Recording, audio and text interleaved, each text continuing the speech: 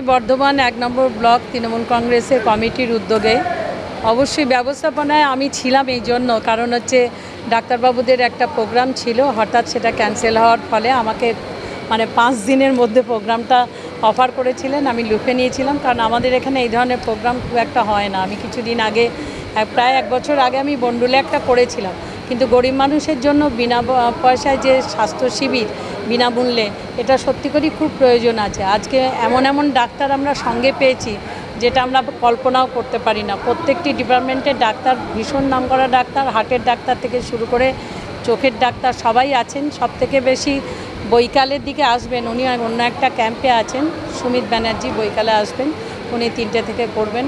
এলাকার মানুষের ব্যাপক সাড়া, কারণ হচ্ছে হার্টের চিকিৎসাটা সবসময় নাম লিখিয়ে তাদের নাম পেতে অনেক দেরি হয় দেখাতে, কিন্তু সেটা এখানে বিনা পয়সা গরিব মানুষ দেখাতে পাচ্ছেন। এই জায়গাটা তাদের একটা বড় আমাদের সঙ্গে রয়েছে ডহরি নামে একটি সংস্থা, যারা ক্যান্সার নিয়ে কাজ করে, তারা আমার এলাকারই ছেলে, সবাই হাত বাড়িয়ে দিয়েছে। আমার সারা ব্লকের সমস্ত অঞ্চল সভাপতিরা, আমার সভাপতি রয়েছেন, পঞ্চায়েত সমিতির মহিলা প্রেসিডেন্ট রয়েছেন রিনু, আমার প্রধান রয়েছে, আমার সহসভাপতি ব্লকের রয়েছে, সবাই উপস্থিত রয়েছেন, আমাদের সমিতির মেম্বার রয়েছে, সবাই রয়েছে।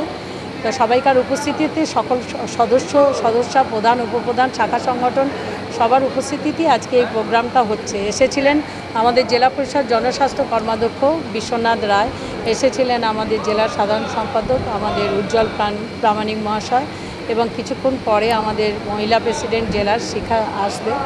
তো এইভাবে সারাদিনে কেউ না কেউ আসবে। আমাদের এটা চলবে প্রায় 5টা পর্যন্ত, কারণ সুমিত ব্যানার্জি আসবেন 3:30 থেকে 5টা, 5:30, যতক্ষণ পেশেন্ট থাকবে ততক্ষণ আমি দেখব। 21শে জুলাই শহীদদের স্মরণে অবশ্যই আমরা এই প্রোগ্রামটা করছি। মাননীয় মুখ্যমন্ত্রী এবং অভিষেক বন্দ্যোপাধ্যায় সেবাশ্রয়ের মাধ্যমে একটা পথ দেখিয়েছেন। আমরাও আগে ছোট করে করেছি, বড় করে করার সাহস হয়নি, কিন্তু এটা অল্প সময় হলেও অনেক বড় প্রোগ্রাম, সেটা আমরা সাজিয়ে গুছিয়ে করতে পেরেছি।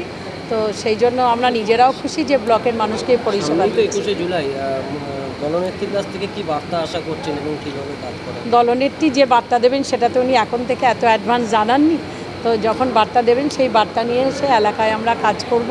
26শে ভোটকে সামনে রেখেই অবশ্যই বার্তা দেবেন, সেই বার্তা নিয়ে এসে আমরা এলাকায় কাজ করব। আপনার ব্লক থেকে মোটামুটি কত লোক যাবে তাহলে?